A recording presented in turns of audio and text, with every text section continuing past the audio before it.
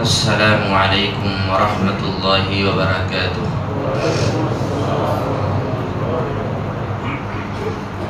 الحمد لله نحمده ونستعينه ونستغفره ونؤمن به ونتوكل عليه ونعوذ بالله من شرور أنفسنا وسيئات أعمالنا. من يهده الله فلا مضل له ومن يضلله فلا هادي له. أشهد أن لا إله إلا الله وحده لا شريك له وأشهد أن سيدنا ومولانا محمدا عبده ورسوله أرسله بالحق بشيرا ونذيرا وداعيا إلى الله بإذنه وسراجا منيرا. أما بعد فأعوذ بالله من الشيطان الرجيم. بسم الله الرحمن الرحيم. ما كان محمد أبا أحد من رجالكم ولكن رسول الله وخاتم النبيين وكان الله بكل شيء عليما. وقال تعالى: قد جاءكم من الله نور وكتاب مبين. وقال النبي صلى الله عليه وسلم: أنا خاتم النبيين لا نبي بعدي. وقال النبي صلى الله عليه وسلم: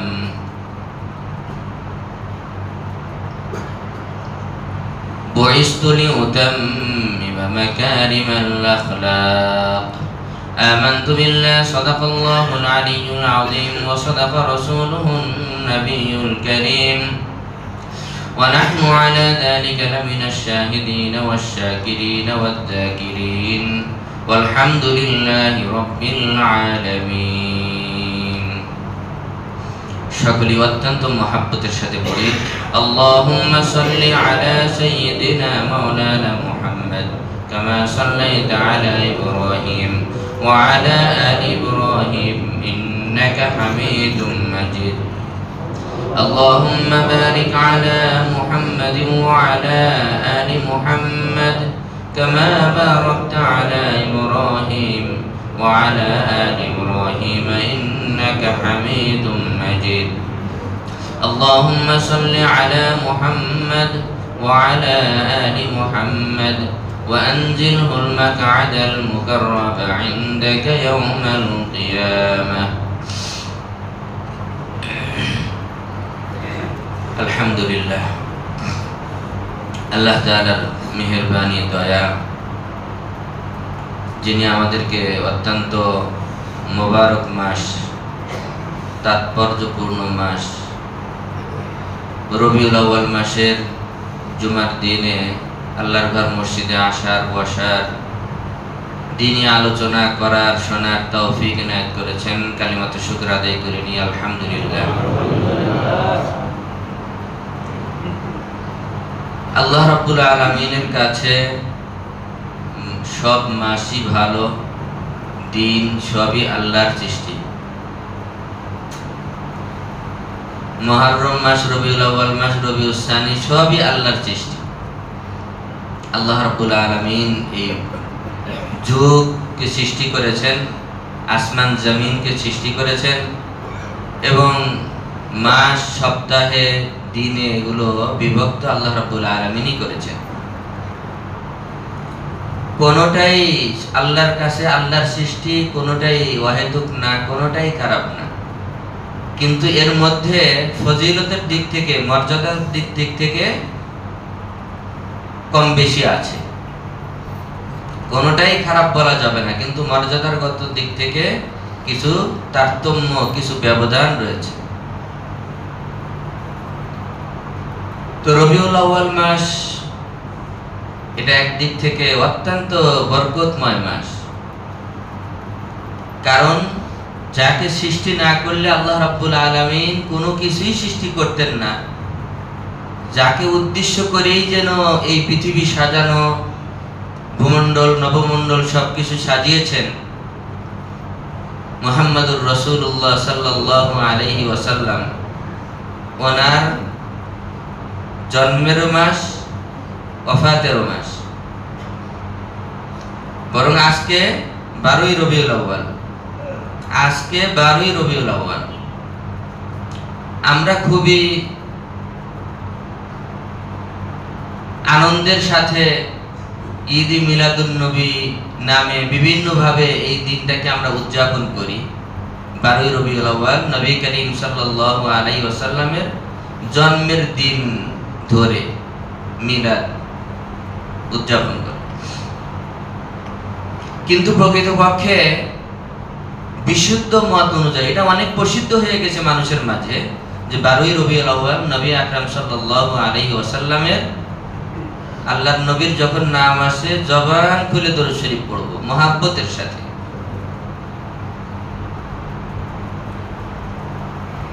তো 12ই রবিউল আউয়ালের এই দিনটাকে প্রসিদ্ধ মত অনুযায়ী সকলেই এটাকে জন্মদিন হিসেবে পালন করে। এটা প্রসিদ্ধ, কিন্তু অধিক শুদ্ধ না। অধিক শুদ্ধ মত হলো নবী করিম সাল্লাল্লাহু আলাইহি ওয়াসাল্লামের জন্ম রবিউল আউয়ালের 8 তারিখ। রবিউল আউয়ালের 8 তারিখ। অনেকেই 9 তারিখের কথাও বলেছেন, কিন্তু অধিক শুদ্ধ বিশুদ্ধ মত হলো নবী আকরাম সাল্লাল্লাহু আলাইহি ওয়াসাল্লামের জন্মের তারিখটা হলো 8ই রবিউল আউয়াল, সোমবার। 8ই রবিউল আউয়াল সোমবার। আর 12ই রবিউল আউয়াল নবী করিম সাল্লাল্লাহু আলাইহি ওয়াসাল্লামের যে ওয়াফাত দিবস, মৃত্যু তারিখ, এটার মধ্যে কারো কোনো দ্বিমত নাই। তাহলে আমরা কি বুঝলাম? যে নবী আকরাম সাল্লাল্লাহু আলাইহি ওয়াসাল্লামের জন্মের তারিখ নিয়ে মতানৈক্য রয়েছে। 12 তারিখ 12ই রবিউল আউয়াল, 9ই রবিউল আউয়াল, সর্বাধিক বিশুদ্ধ হলো 8ই রবিউল আউয়াল।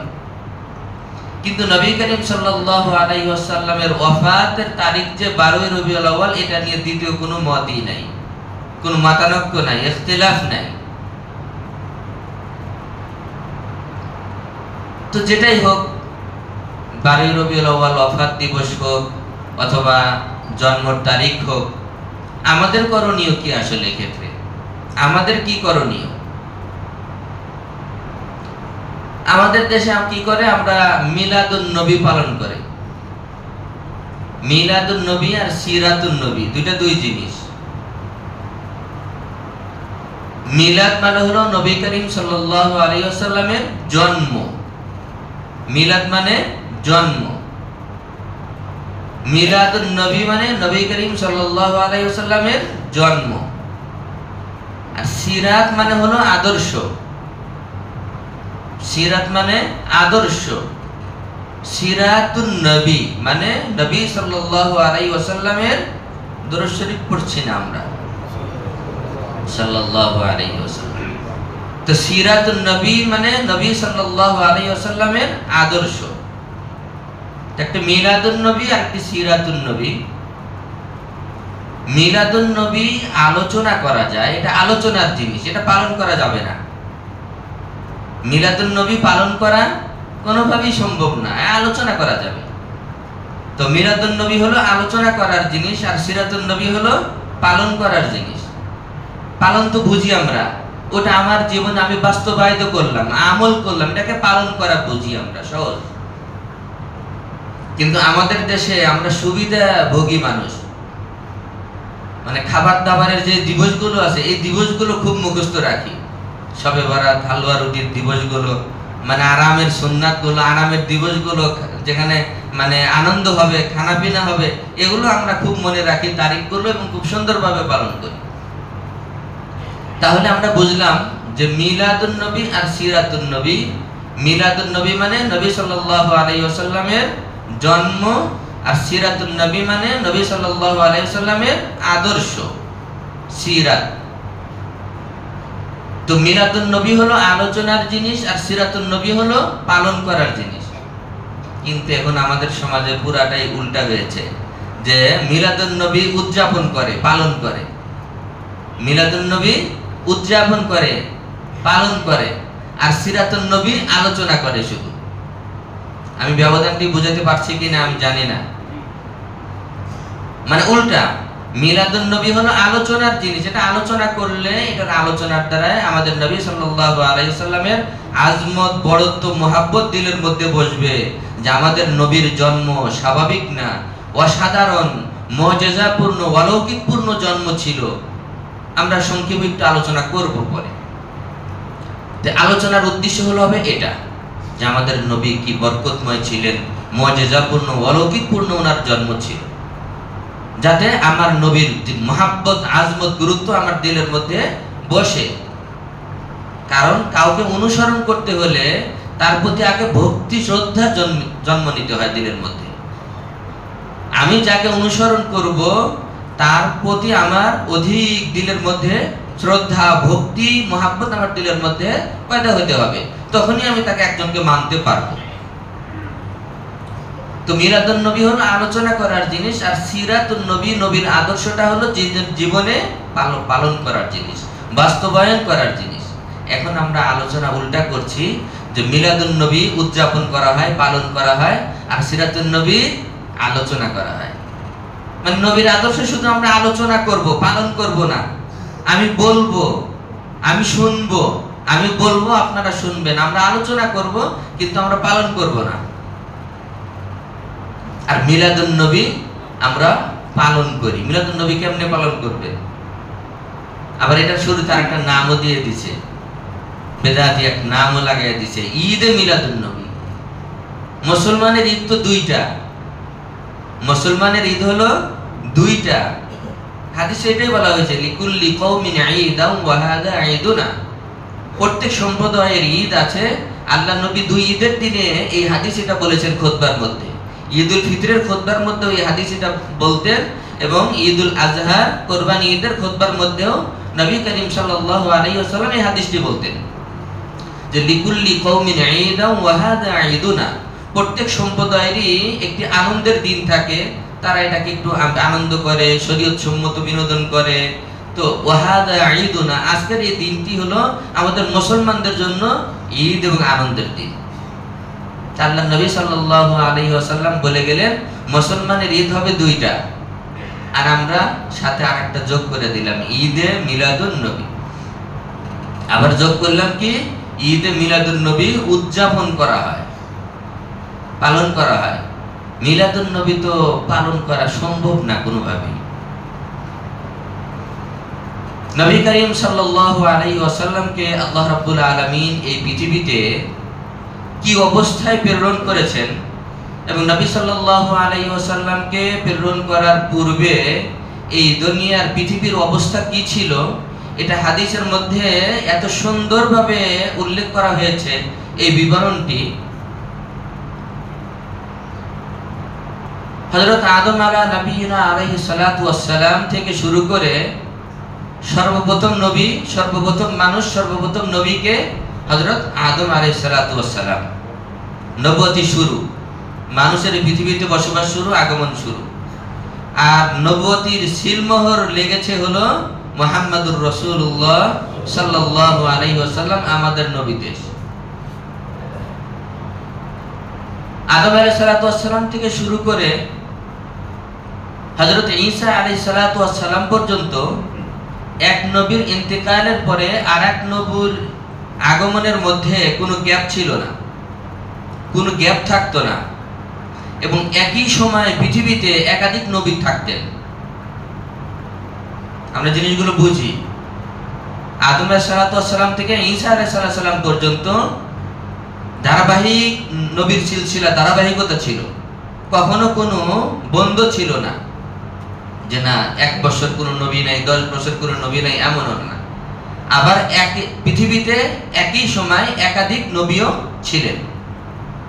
এজন্য 2 লক্ষ 1 লক্ষ মতান্তরে নবী রাসূল আল্লাহ রাব্বুল আলামিন এই পৃথিবীতে প্রেরণ করেছেন। অনেক নবী 1 সপ্তাহের জন্য এসেছেন, অনেক নবী ছোট্ট একটি গোত্রের জন্য এসেছেন।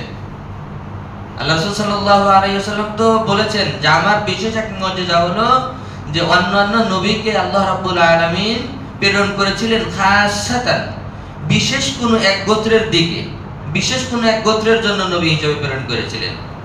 অবুইসতু আম্মাতান, আর আমাকে আল্লাহ রাব্বুল আলামিন কোনো বিশেষ সম্প্রদায়ের নবী বানাননি, কোনো বিশেষ 1 বছরের 10 বছরের নবী বানাননি।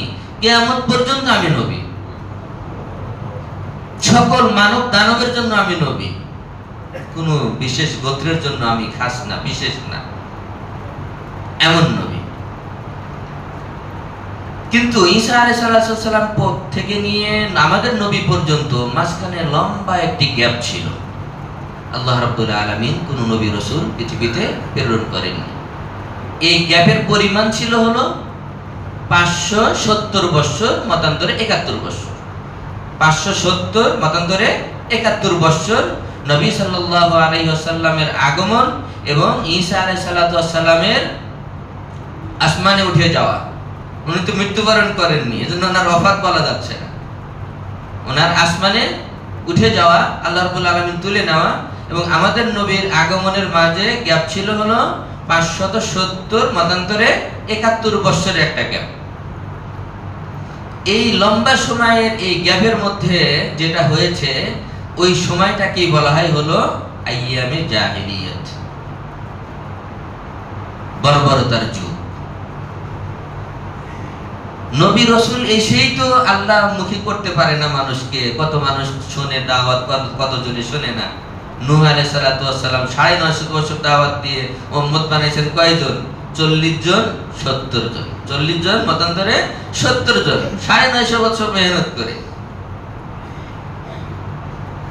আর আমাদের নবী সাল্লাল্লাহু আলাইহি ওয়াসাল্লাম, এজন্য সহিহ হাদিসের মধ্যে আল্লাহ রাসূল সাল্লাল্লাহু আলাইহি ওয়াসাল্লাম বলেছেন যে কিয়ামতের দিন আমার উম্মতের এক একজন আলেমের পিছনে এত উম্মত, এত অনুসারী হবে, বনি ইসরাইলের নবীদের পিছনে এত অনুসারী থাকবে না।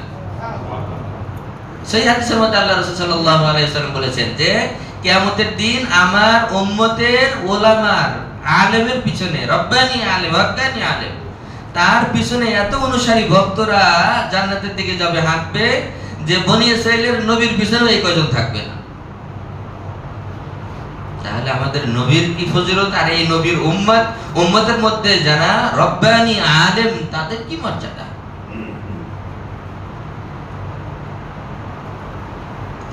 এই যে মাঝখানে লম্বা সময় গ্যাপ হয়েছে, নবী রাসূল পৃথিবীতে আসেননি, যে কারণে আস্তে আস্তে আস্তে আস্তে করে মানুষ আল্লাহকে ভুলে গেল। যে পৃথিবী কেন তৈরি হয়েছে, আল্লাহ বিল্লাহ যে করতে হবে, সৃষ্টিকর্তা আছে, দাওয়াত দেওয়ার কেউ নাই, বলার কেউ নাই। তো এই সময়টা একেবারে আইয়ামে জাহিলিয়াত, মূর্খতা, বর্বরতা, মানুষ আল্লাহকে চিনছে না, সৃষ্টিকর্তাকে চিনে না, এই মূর্তি পূজা, বিভিন্ন পূজা ছাইলাভ হয়ে গেল, এগুলো শিরকের ছাইলাভ হয়ে গেল। ঠিক এই সময় আল্লাহ রাব্বুল আলামিন নবী করিম সাল্লাল্লাহু আলাইহি ওয়াসাল্লামকে প্রেরণ করলেন। এখন একটা প্রশ্ন হতে পারে যে আল্লাহ রাব্বুল আলামিন মাঝখানে এই লম্বা গ্যাপটা কেন রাখলেন? আল্লাহ রাব্বুল আলামিন মাঝখানে এই গ্যাপটা কেন রাখলেন? আদম আলাইহিস সালাম থেকে শুরু করে যেমন ঈসা আলাইহিস সালাম পর্যন্ত মানে ধারাবাহিকতার সাথে নবী এসেছেন। সকালে নবীর ইন্তেকাল হয়েছে, সাথে সাথে আল্লাহ রাব্বুল আলামিন আরেকজনের কাছে জিবরিল আমিনকে প্রেরণ করে ওনাকে নবুয়তের জিম্মাদারি দিয়ে দিলেন। মানে মাঝখানে কোনো গ্যাপ নাই। কিন্তু আল্লাহ রাব্বুল আলামিন ঈসা আলাইহিস সালাম থেকে শুরু করে আমাদের নবী পর্যন্ত ওই লম্বা গ্যাপটা রাখলেন কেন? গ্যাপটার কারণ হলো আমাদের নবী সাল্লাল্লাহু আলাইহি ওয়াসাল্লামের কদর এবং মূল্যায়ন বুঝার জন্য। মনে করুন যে অনেক সময় কি করে, মানুষের কোনো জিনিসের দাম বাড়াবে, তো দাম বাড়াতে কি করে, সব স্টক করে, সব জিনিসগুলো কি করে, স্টক করে ফেলে। যখন মানুষ হাহাকার এটার জন্য পাগল হয়ে যায়, লাগবে, মানে লুফে নিবে পাইলেই, এরকম যখন হাহাকার একটা অবস্থা হয়ে যায়, ওই সময় এটা দিলে কদর হয়, তাই না? ধারাবাহিকভাবে 2-3-2.5 মাস যাবত বৃষ্টি আর বৃষ্টি চলতেছে, কদরটাই কি নাই, কদর নাই, মূল্যায়ন নাই। কিন্তু যদি 1-1.5 মাস বৃষ্টি বন্ধ থাকে, তারপরে তো কদর এমন হয় বৃষ্টির জন্য গিয়ে রোদ্রে গিয়ে নামাজ পড়া শুরু করি আমরা, না? বৃষ্টির চাওয়ার জন্য আল্লাহর কাছে বৃষ্টির জন্য রোদ্রে গিয়ে সালাতুল ইস্তিসকা আদায় করি। আবার এই বৃষ্টি একটু বেশি হলে বিরক্ত হয়ে যায়। আল্লাহ রাব্বুল আলামিন নবী করিম সাল্লাল্লাহু আলাইহি ওয়াসাল্লামের প্রতি, নবীর প্রতি সবাই যেন এক শ্রেণীর মানুষ হাহাকার অবস্থায় তাকিয়ে থাকবে। দামি জিনিসকে পাঠানোর আগে যাতে অবমূল্যায়ন না হয়, মানুষ এটার মূল্যায়ন করে। এই কারণে আল্লাহ রাব্বুল আলামিন একটা গ্যাপ করে দিলেন, যে সকালে নবীর ইন্তেকাল হলে আবার 1 ঘন্টা পরে নবী পাঠাই, তোমাদের মূল্যায়ন হয় না, মাঝখানে একটু গ্যাপ করে দিলাম। এই গ্যাপ করে দিয়ে আল্লাহ রাব্বুল আলামিন আমাদের নবী সাল্লাল্লাহু আলাইহি ওয়াসাল্লামকে প্রেরণ করলেন। তা আজকে আমরা খ্রিস্টাব্দ যেটা ঈসাই সন, আজকে আমরা কত খ্রিস্টাব্দে আছি?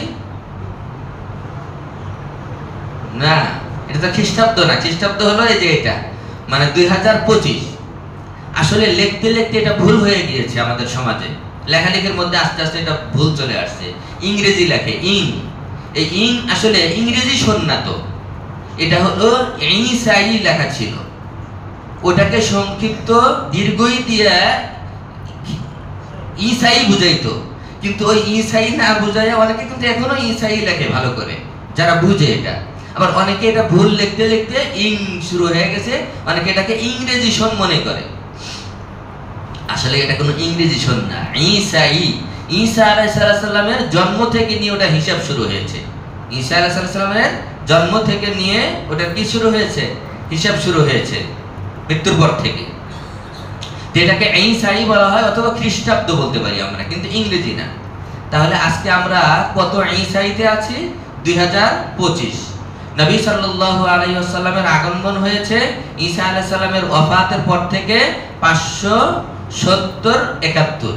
তাহলে আমরা এই 2025 সন থেকে আমরা বিয়োগ করে দেই, 570 বিয়োগ করি। 570 বিয়োগ করলে কত হবে? 1455। 2025 থেকে আমরা যদি 570 বিয়োগ করে দেই কত হবে? 1455। 1455। তাহলে আজ থেকে 1455 সন আগে নবী সাল্লাল্লাহু আলাইহি ওয়াসাল্লাম এই দুনিয়াতে এসেছেন। হিজরি চলে 47, কারণ হিজরত তো দেরি হবে, কারণ হিজরত তো শুরু হয়েছে মদিনায় যাওয়ার পরে। হিজরত নবী সাল্লাল্লাহু আলাইহি ওয়াসাল্লামের জন্ম তো মদিনায় না, তার আগে। এই কারণে এখানে বেশি হবে, বুঝতে হবে আমাদের হিসাবগুলো। আজকে আফসোস, মুসলমান আমরা মানে বারের নাম তো আরবিতে জানি না, মাসের নামও জানি না, আরবি তারিখও মনে রাখতে পারি না। তারিখ তো একটা ছোট জিনিস, বড় যে একটা জিনিস সন, সাল, এই সালটা, হিজরি সালটাও আমরা মনে রাখতে পারি না, যে আজকে হিজরি সাল কত। আরো আফসোস, বাংলাটাও অনেকের মনে নাই। বাংলাটাও আমাদের সন্তানরা জানে না, আমরা অনেকে জানি না। আমরা বাঙালি হিসেবে গর্ব করি, বাংলা সনও জানি না, বাংলা সালও জানি না। আমরা মুসলিম হিসেবে গর্ব করি, আমরা এদের সুন্নাত আরবি হিসাব রাখা, আরবি সন তারিখ গণনা রাখা, এটা সুন্নাত। কারণ আমাদের জীবনের সবকিছু তো আরবি তারিখের হিসাবে। আমরা যে যাকাত আদায় করব, আরবি তারিখ অনুযায়ী যাকাত আদায় করতে হবে। যদি আমরা এই যে ঈসাই ইংরেজি যেটা বলি, এই সন তারিখে যদি আমরা যাকাত আদায় করি, বছরে 10 দিনের যাকাত আদায় কম হবে। বছরে 10 দিনের যাকাত আদায় কম হবে, কারণ ইংরেজি সাল যেটা, এটা হলো বড়, আর 10 দিন কম হলো আরবি। আরবি সন যেটা, আরবি হিজরি সন সাল, এটা বছরে সবসময় কম থাকে। তাহলে আমি যদি ইংরেজি হিসাবে যদি আমি যাকাত আদায় করি, তো আমার তো 10 দিনের যাকাত কম আদায় হবে। নামাজ, রোজা, আমাদের জীবনের সবকিছু তো আরবির সাথে সম্পর্ক। কিন্তু আজকে আফসোসের বিষয়, আমরা মুসলিম, আমরা মুসলমান, আমরা আরবি সন তারিখের হিসাব আমরা জানি না। এটা আমাদের হিসাব রাখা, ঘরে রাখা, এটা সুন্নাত। আমরা বাঙালি হিসেবে গর্ব করি। কোথায় বাংলার চর্চা আছে? কোথায় বাংলা আমাদের সন্তানরা জানে? আমাদের সন্তান তো বাংলা জানে না, বরং বাংলা না জানাটাকে আমরা এটাকে আরো মানে কেরিয়ার মনে করি, যে আমার ছেলে তো আসলে বাংলা আর বলতে পারে না, সবসময় ইংলিশ মিডিয়ামে পড়ে, তো মানে এমন ভাবে ভান ধরে বলি, মানে নিজেকে এতই বড়ত্ব যে আমার ছেলে তো বাংলা বলতে পারে না, তো মানে আমার ছেলে বাংলা বলতে পারে না, এটাকে গর্ববোধ করছি, লজ্জাবোধ করা উচিত। আমি মুসলিম, আমি বাঙালি, আমার এটা শরম করা উচিত যে আমার ছেলে কেন বাংলা বলতে পারবে না। পৃথিবীর কোন দেশের মানুষ, কোন রাষ্ট্রের মানুষ, আমি অল্প জ্ঞানী, আমার থেকে আপনারা অনেক বেশি দেশে অনেকেই ভ্রমণ করেছেন, ঘুরেছেন, আমি অল্প জ্ঞানে যতটুকু বুঝতে পেরেছি, যতটুকু পড়াশোনা করেছি, পৃথিবীর ভিতরে মাতৃভাষা আর এই মাতৃভূমিকে সবচেয়ে বেশি অবমূল্যায়ন করে বাঙালি। আপনারা একমত হবেন কিনা আমি জানি না।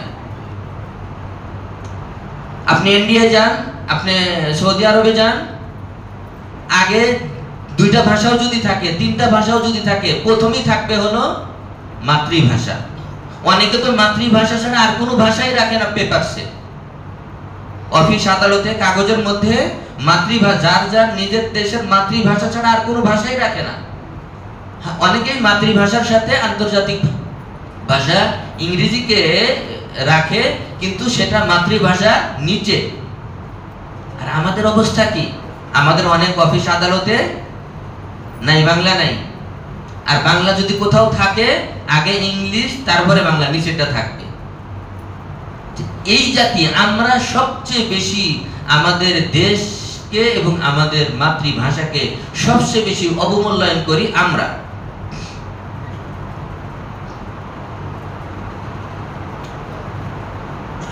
আল্লাহ তাআলা আমাদের মধ্যে ইসলামী মূল্যবোধ দিয়ে দেন, দেশের মূল্যবোধও আল্লাহ রাব্বুল আলামিন আমাদের মধ্যে দিয়ে দেন। দেশের মূল্যবোধ এবং ইসলামী মূল্যবোধ আল্লাহ রাব্বুল আলামিন আমাদের দিলের মধ্যে দিয়ে দেন। তো যেটা বলছিলাম, এই লম্বা একটা গ্যাপের পরে আল্লাহ রাব্বুল আলামিন আমাদের নবী সাল্লাল্লাহু আলাইহি ওয়াসাল্লামকে প্রেরণ করলেন। দেখেন আল্লাহ রাসূল সাল্লাল্লাহু আলাইহি ওয়াসাল্লাম কি বলেন? ক্বালা রাসূলুল্লাহ সাল্লাল্লাহু আলাইহি ওয়াসাল্লাম কুনতু নাবিয়্যান ওয়া আদামু বাইনাল মাই ওয়াত-তিন। কথা সহিহ, হাদিসের আলফাজ নিয়ে কি লোকাল আছে? কুনতু নাবিয়্যান ওয়া আদামু বাইনাল মাই ওয়াত-তিন।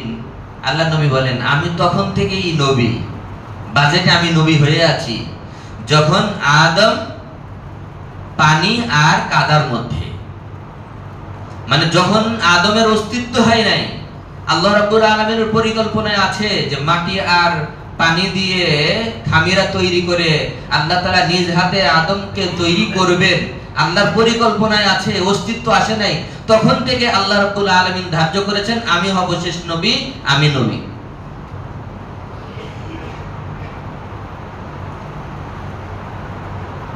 কোরআনে কারীমের মধ্যে আল্লাহ রাব্বুল আলামিন পরিষ্কারভাবে বলে দিয়েছেন, যে আয়াতটি আমি তেলাওয়াত করেছি সূরাতুল আহজাবের 40তম আয়াত,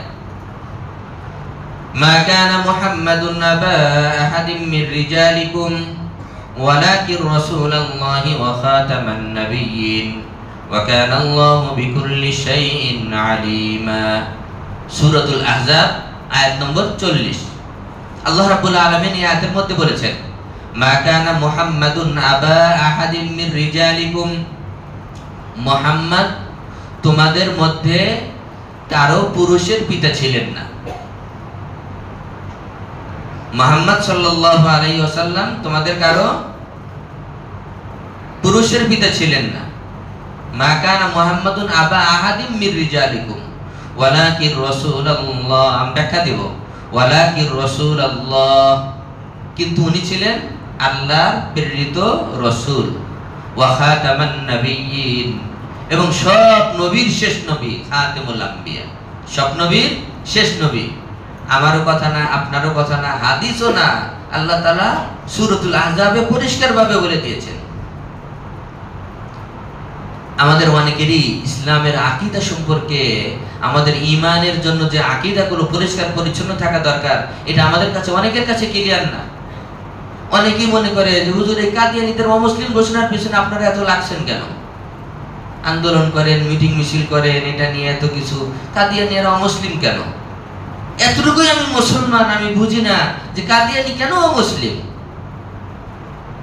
আমাদের ধর্ম সম্পর্কে, আমাদের সম্পর্কে কিন্তু আমরা চর্চা করি না, পড়াশোনা করি না, আমাদের এই সম্পর্কে আমাদের জ্ঞান অনেক কম, কিন্তু আমরা মন্তব্য করার উস্তাদ। জ্ঞান কম, পড়াশোনা কম, কিন্তু মন্তব্য করতে গেলে আমরা মন্তব্যের ওস্তাদ, মন্তব্য করে ফেলবো। শরীয়তের যে বিষয় নিয়ে আমি জানি না, এটা নিয়ে আমি একটা কথা বলবো, এটা নিয়ে আমি একটা মন্তব্য করব। মানে সমাজে ডাক্তার বেশি, রোগী কম।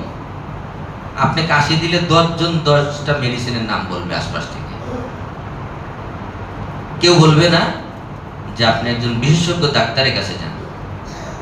সুতরাং শরীয়ত নিয়ে যখনই কোনো কথা উঠবে, শরীয়তের বিষয়, মাসাইলের বিষয়, দ্বীনি বিষয়, কেউ কোনো মন্তব্য করা যাবে না। আপনি একজন হক্কানি আলেমের কাছে যান, মুফতির কাছে যান। যে বিষয় জানি না এই বিষয়ে কোনো মন্তব্য করা যাবে না। আমাদের সমাজ আজ নষ্ট হয়ে যাচ্ছে, তার বড় কারণ হলো যে আমরা জানি না, শোনা কথা আমরা বলে বেড়াই, ছড়াই, আর এটা নিয়ে আমরা মন্তব্য করি। অথচ সহিহ হাদিসের মধ্যে বুখারী, মুসলিম, আবু দাউদ, তিরমিজি, প্রায় সব কিতাবের মধ্যে হাদিস এসেছে। নবী সাল্লাল্লাহু আলাইহি ওয়াসাল্লাম বলেন, কাফা বিল মারই কাযিবান আইয়ুহাদ্দিসা বিকুল্লি মা সামিয়া। একজন মানুষ মিথ্যুক হওয়ার জন্য এতটুকুই যথেষ্ট যে যা শুনে সেটাই চর্চা করে বেড়ায়। আল্লাহ রাসূল সাল্লাল্লাহু আলাইহি ওয়াসাল্লাম বলেন, কাফা বিল মারই কাযিবান আইয়ুহাদ্দিসা বিকুল্লি মা সামিয়া। একজন মানুষ মিথ্যুক হওয়ার জন্য এতটুকুই যথেষ্ট যে যা শুনে যাচাই বাছাই না করে এটাই বলে বেড়ায়। ওয়ালা তাকফু মা লাইসা লাকা বিহি ইলম।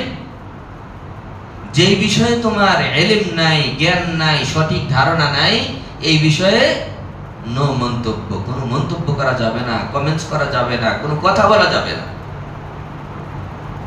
আমি জানি না, এটার অথরিটি পারসন যে সে বলতে পারবে, যারা করছে ওনারা জানে। আমি কেন এটা নিয়ে চর্চা করব, আমি কেন এটা নিয়ে কথা বলবো? এই জিনিসটাই কিন্তু আমাদের সমাজের মধ্যে অশান্তির বড় কারণ। আরেকটি অশান্তির বড় কারণ হলো সমাজে, পরিবারে, প্রতিষ্ঠানে, সব জায়গায়, সেটা হলো বদগুমানি।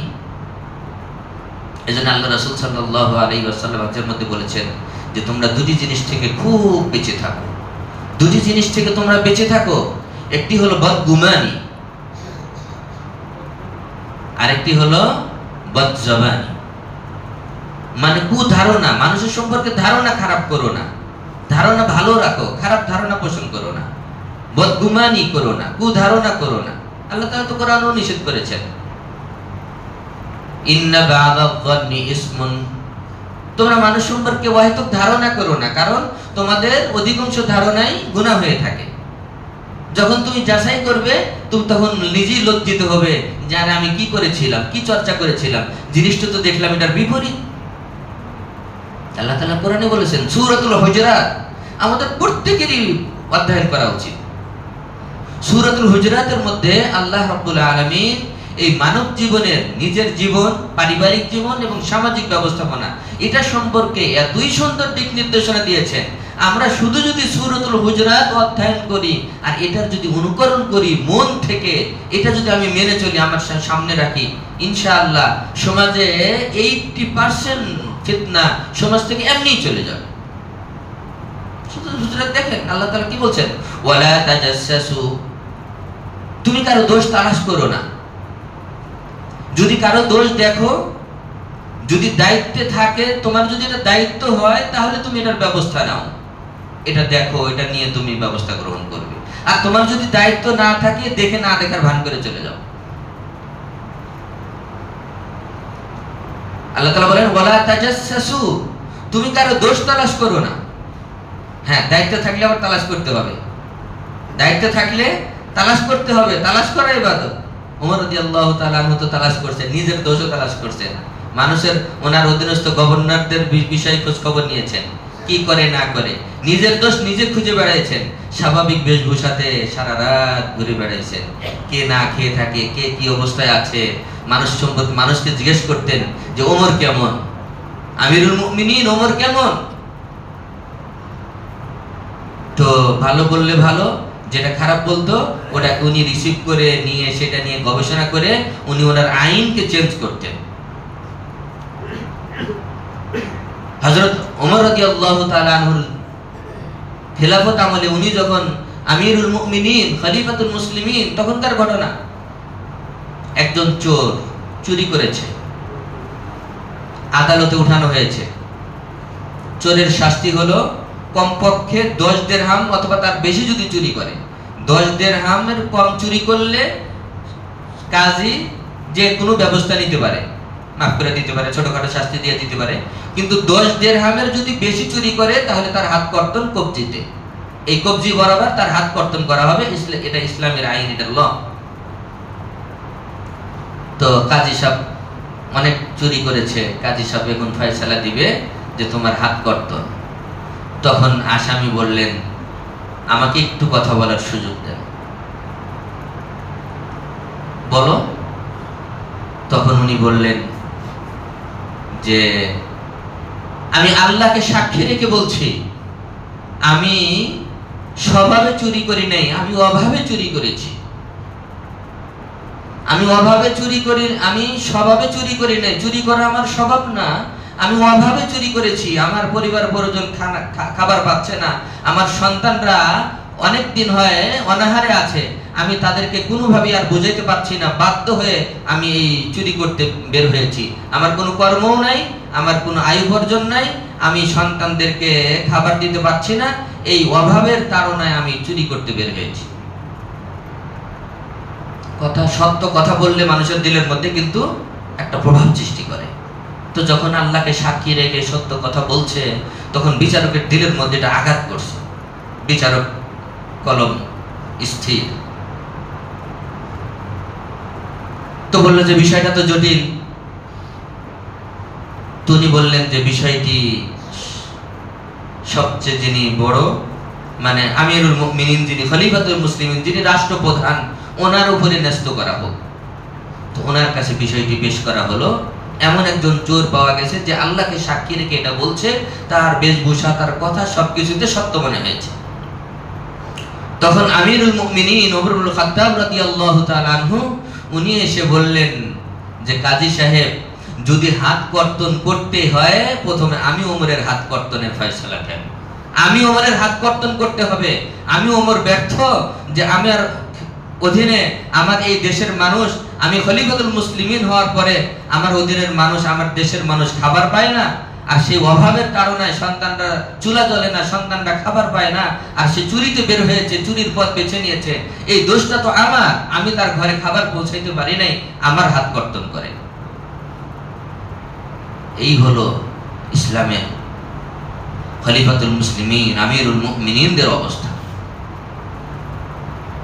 তখন তাকে ক্ষমা করে দেওয়া হলো, তখন তাকে ক্ষমা করে দেওয়া হলো। কি বলছিলাম, কোথায় থেকে সূরাতুল হুজরাত, ওয়ালা তাজাসসু, তোমরা কারো দোষ তালাশ করো না, ওয়ালা ইয়াগতাব বা'দুকুম বা'দা, তোমরা একে অপরের গীবত করো না। কিন্তু এই গীবতের মধ্যে এতই মজা পাওয়া যায়, মানে সুস্বাদু খাবারের মধ্যেও যেন আমরা এত টেস্ট, এত মজা পাই না, গীবতের মজবার মধ্যে এতই মজা লাগে। অনেক জরুরি কাজ, গীবত চলতেছে রাস্তার 3-4 জনের, ওই জায়গায় গিয়ে দাঁড়ায় আধা ঘন্টা সময় দিতে আমার কোনো কার্পণ্য বোধ করি না, খুব ভালো লাগে। গীবত আমাদের কাছে এত গুনাহের জিনিস, এত খারাপ জিনিস, এটা আমাদের কাছে এত প্রিয় হয়েছে। আল্লাহ তাআলা এই সূরাতুল হুজরাতের মধ্যে অনেক এই ধরনের সুন্দর সুন্দর নির্দেশনা দিয়েছেন। আপনারা তো পড়াশোনা করেন মাশাআল্লাহ, একটু সূরাতুল হুজরাতটা পড়াশোনা করেন, যে তোমরা ধারণা করো না। আমরা অনেক সময় কারো মহাব্বতে এমন কিছু করি যেটা তার জন্য ক্ষতির কারণ হয়ে যায়। মহাব্বতে মানুষকে আরো ছোট করে ফেলি। একদল আছে না যে নবীকে নূরের তৈরি বলে, মাটির তৈরি মানতে রাজি নাই।